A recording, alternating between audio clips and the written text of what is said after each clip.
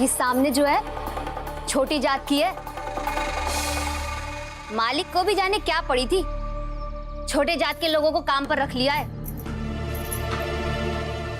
ये छोटी जात की औरत, उधर देखकर काम करना। हम क्या हमेशा तेरा चेहरा देखते रहेंगे और तू हमें देखकर मुस्कुराती रहेगी? अरे आपने मुझे देखा तो मैं क्या करती? और मुस्कुराना एक तरीके का अभिवादन ही है ना। नहीं चाहिए तुम्हारा अभिवादन। अपना काम करो और उधर देखकर करो। ये क्या जबरदस्ती है? आपको मेरा चेहरा नहीं देखना है तो आप अपना चेहरा उधर कर लीजिए ना। ज्यादा बकवास मत कर और अपना काम कर, वरना यहीं पटक कर तेरी सारी हड्डियां तोड़ देंगे। ऐसे कैसे मारेंगी? और मैं बकवास नहीं कर रही हूँ, सही कह रही हूँ। रुक, अभी बताती हूँ कि तू सही कह रही है या बकवास कर रही है। क्या कर, अरे क्या कर रही है? अरे मैंने क्या किया है? मैंने आपको ऐसा क्या बोल दिया? छोड़िए, क्या कर रही है? छोड़ो ताई, छोड़िए। छोटी जात की है, जात भ्रष्ट हो जाएगी।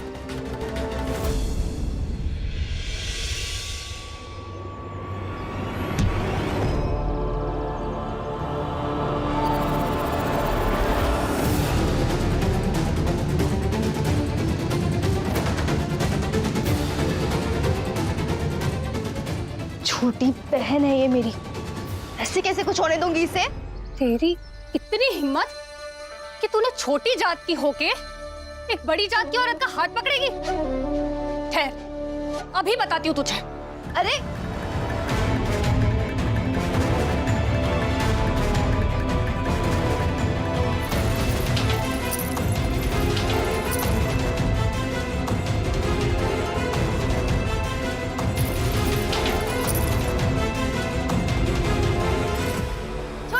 छोड़ दो, अरे छोड़िए। क्या हो रहा है सब?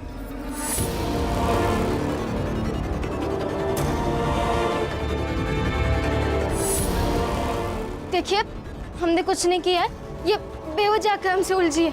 कौन किससे उलझा उससे मुझे कुछ लेना देना नहीं है। मुझे मेरे नुकसान की भरपाई चाहिए और उसके लिए अगले 4 दिनों तक तुम चारों में से किसी को पगार नहीं मिलेगी। हाँ समझी? चलो चलो काम करो। उलझी बताइए क्या मिला बेवजह उलझकर? उल्टा सबका नुकसान ही हुआ ना। मेरे पति सही कहता है, टकराव से बस नुकसान ही होता है। आप लोग समझते क्यों नहीं है? ए, तू ज्यादा ज्ञान मत दे। तेरी वजह से हुआ ये सारा नुकसान। ना तुम छोटी जात वाले लोग यहाँ आते और ना सेठ का नुकसान होता और ना हमारी पगार काटी जाती।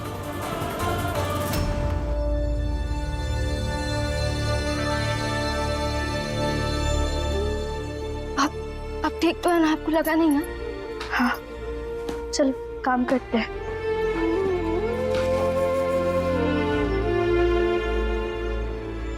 अच्छा आज के लिए इतना ही बस। तुम दोनों अब घर जाओ। जी।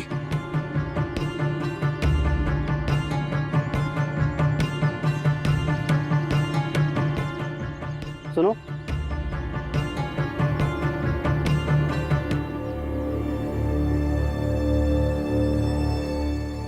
तुम दोनों साथ मिलकर ये सोच कर आना कि एक मुजरिम को खुदकुशी करनी हो तो उसके कितने तरीके हो सकते हैं। ठीक है सर, हो जाएगा। नहीं सर, हम साथ मिलकर नहीं सोच पाएंगे। इनकी सोच अलग है, मेरी सोच अलग है। लेकिन यहाँ तो तुम दोनों ही मेरे असिस्टेंट हो,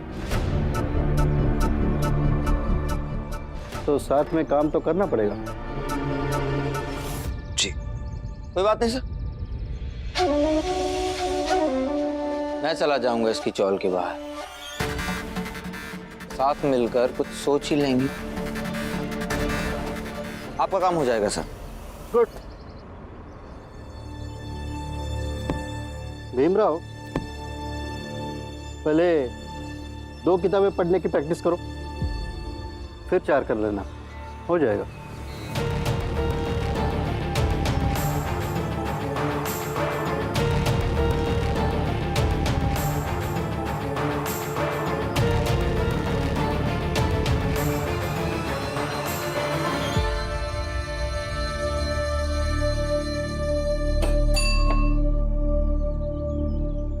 क्या अजीब अजीब सी किस्मत है तुम्हारी। मतलब देखो ना, इस ऑफिस में नंबर 3, मतलब सबसे पीछे। जहां भी जाते हो पीछे रह जाते हो, जात में सबसे पीछे, पैसे में भी सबसे पीछे, और अब यहाँ इस ऑफिस में यहाँ भी सबसे पीछे। नंबर 1, आपको वकील साहब की चेयर पे इस तरह से नहीं बैठना चाहिए था। नंबर 2, ये एक बैरिस्टर का ऑफिस है। और नंबर 3, यही से इस बात की लड़ाई लड़ी जाएगी कि आगे जाकर ऐसे ही कोई भी कुर्सी पर बैठकर ये फैसला ना ले कि हम सबसे पीछे हैं।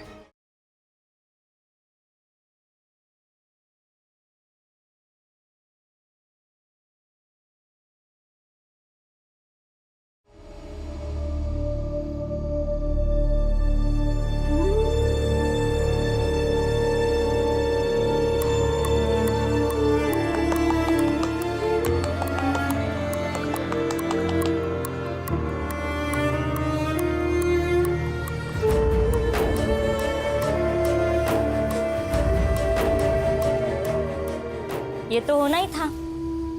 काम करने गई थी दोनों, एक दिन काम करके आई है और 4 दिन का पगार कटाकर चली आई। ये रमा को ना झगड़ने की आदत हो गई है। अब करो मुफ्त में 4 दिन काम। आंख पर पट्टियां सेक रही है, पति यहाँ पर रोटी बना रहा है। क्या फायदा हुआ ऐसी नौकरी का? देखिए, मैं आपके हर बात का जवाब नहीं देता हूं, लेकिन ये बात सुनकर मैं शांत नहीं रह सकता कि पति रोटियां बना रहा है। और आप ये सब क्यों कह रही है? मैं मर्द हूं, इसका पति हूं, इसलिए। मेरी पत्नी आज बीमार है, इसलिए मैंने किया। क्या फर्क पड़ता है? और सच कहूं तो मेरी आई ने, बाबा ने और बुआ ने बचपन से यही संस्कार दिए हैं मुझे। कुछ बुराई नहीं है इसमें।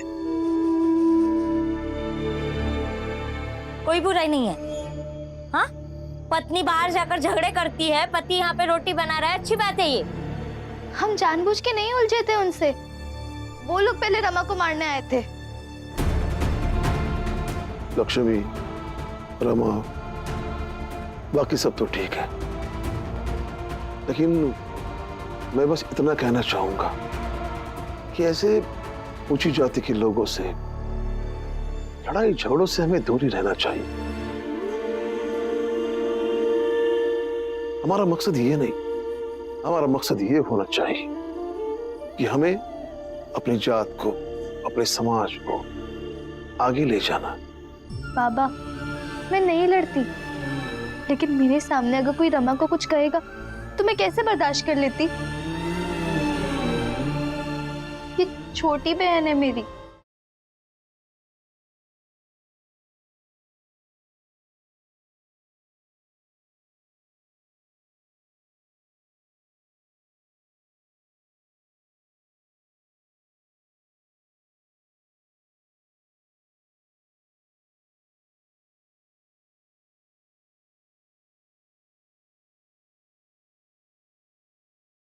दीदी, हाँ, आज आप मेरे लिए लड़ी। सच को तो मुझे बहुत अच्छा लगा। पहले जब मैं घर से बाहर निकलती थी तो जिम्मेदारी के बाहर से दबी रहती थी,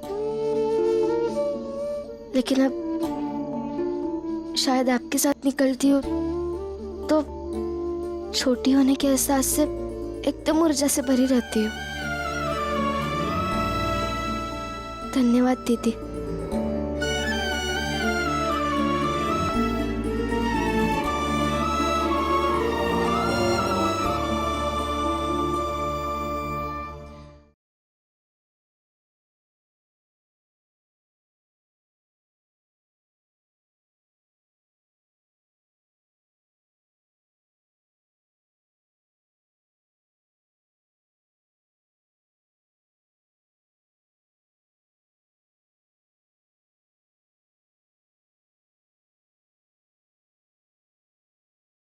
बहुत अच्छी नौटंकी है, शुरू रखो।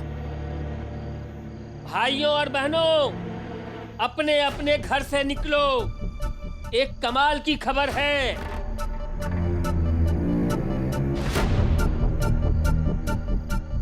आ जाओ आ जाओ। अरे कब हवाई तेज भाऊ, कौन खुशखबरी लेके आए हो? बताता हूँ। हाँ? थोड़ा रुको तो सही। सबसे पहले इस चाल के सबसे ज्ञानी और नौटंकी परिवार को तो आ जाने दो।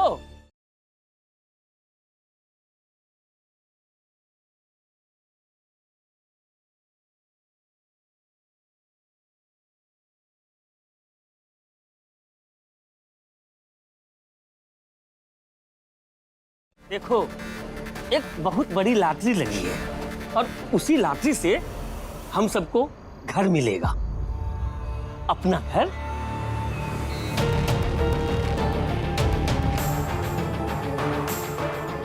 कहाँ हितेश बाबू, सही कह रहे हो ना? तो मैं झूठ क्यों बोलूंगा?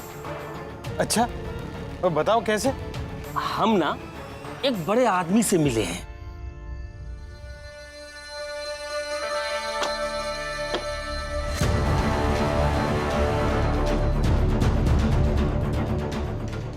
देख हितेश, तेरे चौल में जितने भी लोग हैं सबसे हस्ताक्षर करवा कर ला कि उन्हें वहां बिल्डिंग बनाने से कोई दिक्कत नहीं, बदले में सबको घर देंगे। जी मालिक। हितेश, ऐसा मौका तुझे फिर नहीं मिलेगा। और हाँ, इस काम के लिए तुझे अलग से पैसे मिलेंगे। जी मालिक।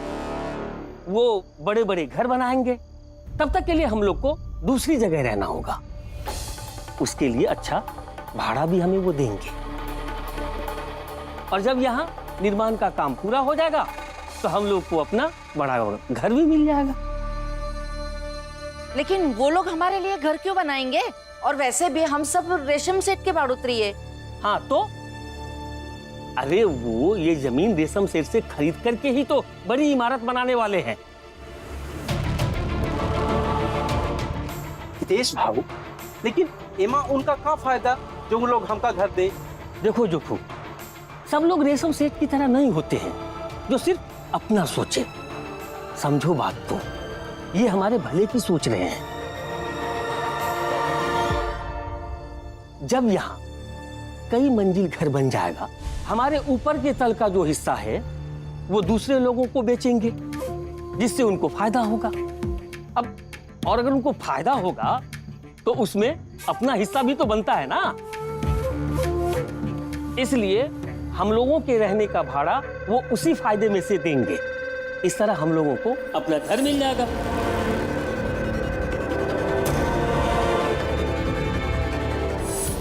उसके लिए इस कागज पर जो अंगूठा लगाना चाहता है वो अंगूठा लगा दे, और जो हस्ताक्षर करना चाहता है वो हस्ताक्षर कर दे। मुझे नहीं लगता कि हमें ये करना चाहिए। क्या पता कल को उन्होंने घर दिया ही नहीं तो ये जो हाथ में है वो भी घर नहीं बचेगा।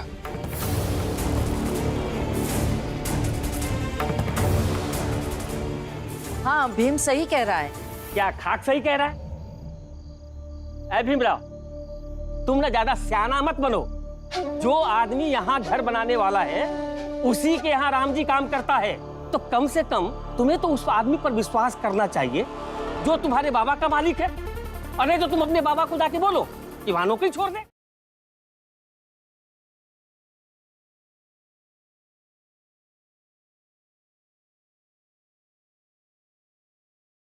सारी सुविधाएं लेगा, लेकिन जब ज्ञान देने की बात आएगी ना तो ज्ञान भी दे देगा।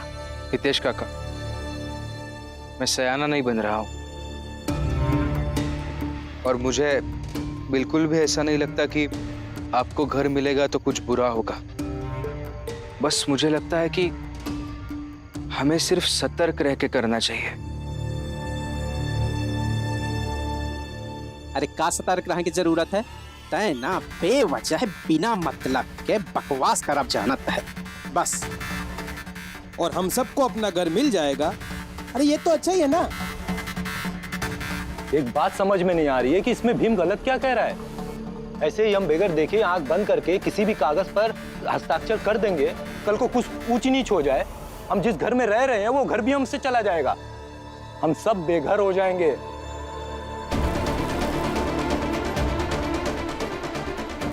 अरे होवेगा तो कुछ हो ही सकत है, तो एका मतलब हम कुछ करबे न करें।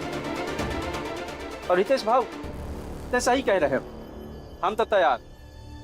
हाँ तो आओ और फिर लगाओ अंगूठा। नहीं जोखू, हम नहीं लगाएंगे अंगूठा।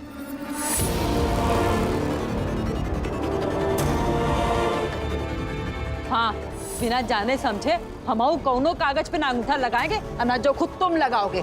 चलो डलिया माँ, अंगूठा लगा के हमसे हमारा घर भी छीन लेंगे। मैं और रमा भी नहीं करेंगे हस्ताक्षर। चलो।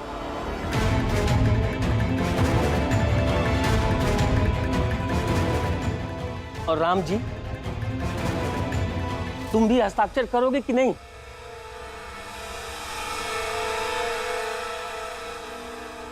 राम जी, अगर तुम यहाँ हस्ताक्षर नहीं कर सकते तो अपने मालिक से कहो कि वो धोखेबाज है।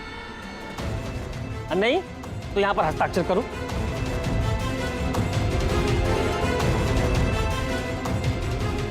आप कर दीजिए हस्ताक्षर, कम से कम अपना घर तो मिल जाएगा। आप जीवन भर भी कमाएंगे तो पता नहीं अपना घर मिल पाएगा या नहीं। कर दीजिए हस्ताक्षर।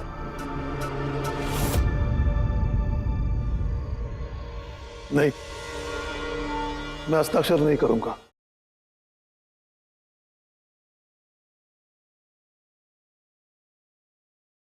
नहीं, मैं हस्ताक्षर नहीं करूंगा। मुझे पहले मालिक से बात करनी होगी।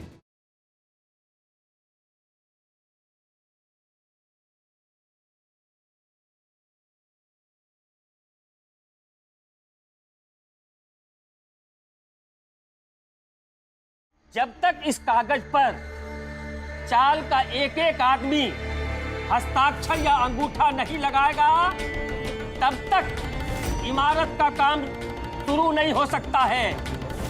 इसलिए इस कागज पर अंगूठा या हस्ताक्षर करना बहुत जरूरी है।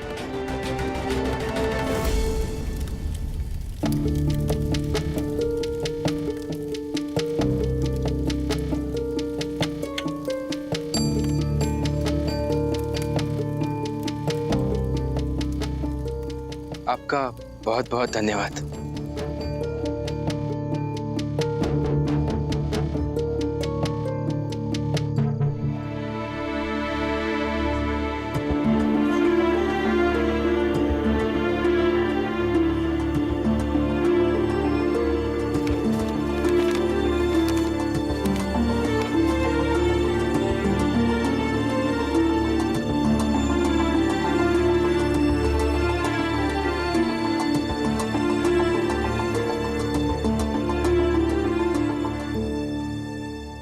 भीमराव,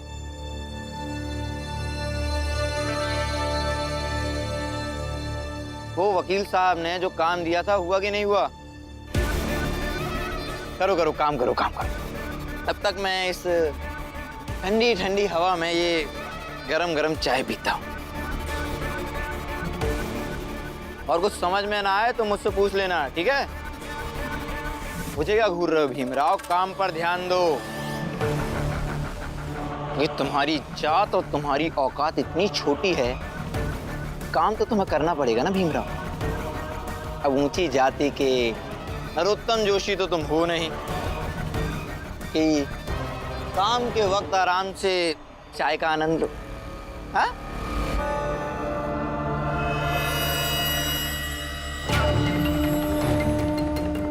मुझे कौन सा वकील बनना है?